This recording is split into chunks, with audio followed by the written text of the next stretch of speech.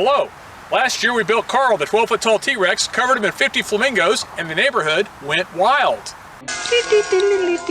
Since the conquest of our building knows no bounds, allow for me to introduce you to our 13-foot long Triceratops.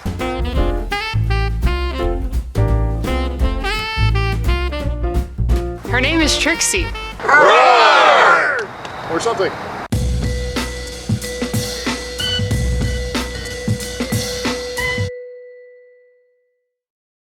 Last year we put up Carl, and Carl quickly turned into a minor tourist attraction. We had people coming by to look and take pictures all day, every day, sometimes entire families getting their Christmas card photos made. But we couldn't just put Carl back up. We knew we had to improve the experience, so we decided we were going to build Nakatomi Plaza. It was going to be 15 feet tall and would feature hourly rooftop explosions with Hans Gruber falling off the building just before each explosion. What better way to ring in the holidays? There was going to be a helicopter too, maybe even an armored car that explodes. But then we realized that the primary visitors of Carl are families with children, and we decided we didn't want to put the parents in the position of explaining Hans Gruber and his criminal activities and all the shooting and death and everything at Christmas. Won't somebody please think of the children? So we shelved the Nakatomi Plaza. Perhaps later.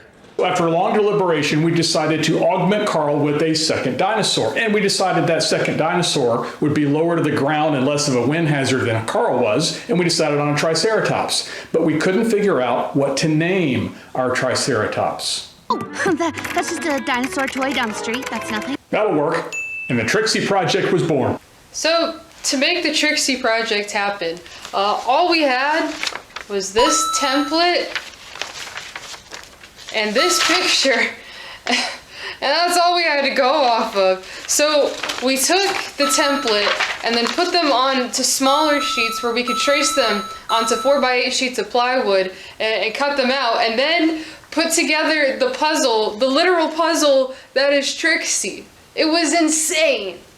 The first step to building Trixie is to paint the wood. Normally you would paint the wood after you cut it, but last year when we built Carl, we discovered that painting individual dinosaur bones is tedious. They're odd shapes and so forth, and it takes a long time to do it. So we're gonna cut that step out this time, and we're going to paint the wood first, then we'll cut the bones out. That way we only have to paint the edges later on. Much simpler. How do you paint a giant dinosaur? You dump the paint out and use the roller. We're going for weatherproof thickness of paint here, not a nice finish. Much later.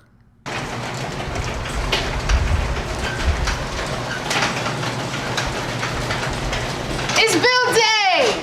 Woo!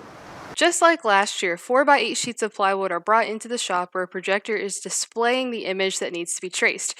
We did this a total of 5 times. Our team of artists took markers and traced all the pieces, and then once that was done, the boards were brought out where the cutting team could grab them and cut the pieces. This took a lot of time because this project requires precision. There was a lot of plywood cutting involved. We used sawhorses and jigsaws to cut out all the individual shapes, and then we asked our friends to help. It was great. The bad pieces of wood that are not dinosaur parts get thrown into the pile of bad.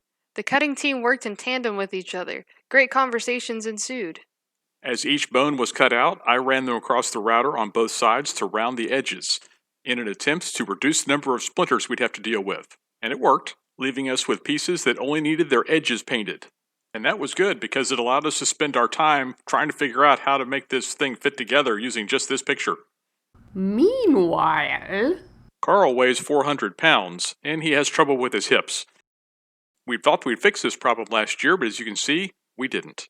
Well, Carl is millions of years old, so hip problems kind of come with the age. So we took Carl's 65-pound hip section and tore it apart, hoping to repair it.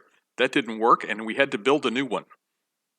We grabbed Carl's tailbones from the wall and then went to go fix his tail.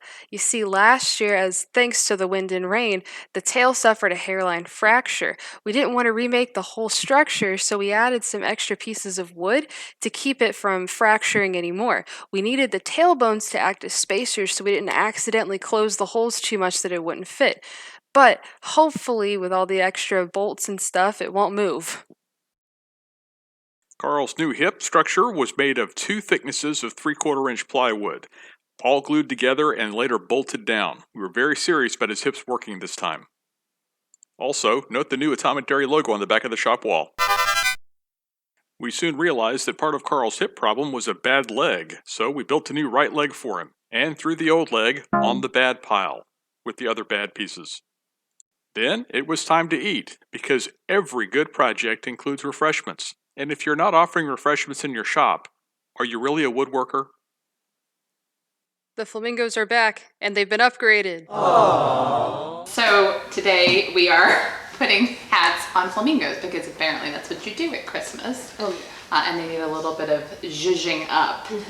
So it's going to be even fancier this year than last year. Outside, the painting of Trixie's bones and Carl's brand new hips was underway by our intrepid group of volunteers. They did a great job. We ended up with a pile of bones that we only marginally knew how to put together.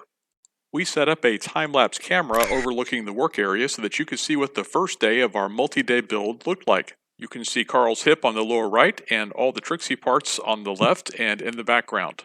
And then finally, the construction of Trixie on the right when the sun went down. That's just a dinosaur toy down the street. That's nothing. Later. We put a couple of flamingos with the Santa hats on them out here a couple days ago to see if the hot glue would hold the hats on, and everybody in the neighborhood got super excited. So I put this sign up that says soon, and every day we're putting up 2 more flamingos until we get to 50, until we erect the 2 dinosaurs. But literally every time I come out here, somebody says, "Are the dinos coming back?" And I'm like, yes.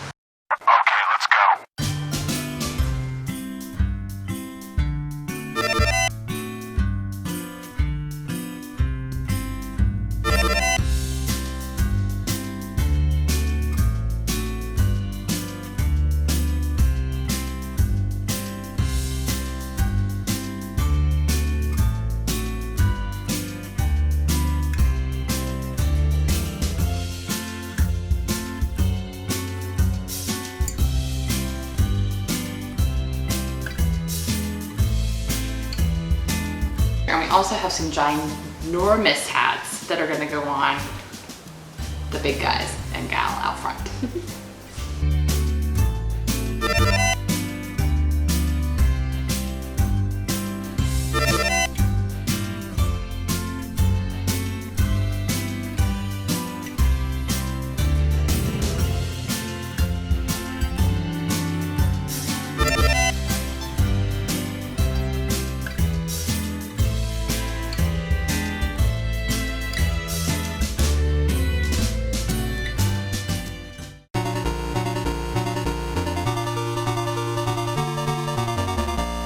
So the neighborhood demanded it, we listened, and now they're back. And Trixie. She's just a dinosaur down the street. We wanted to show just how many people come by our dino display, so we set up a trail cam on the back of the mailbox. Here's 31 of 958 pictures it took the first week of the display.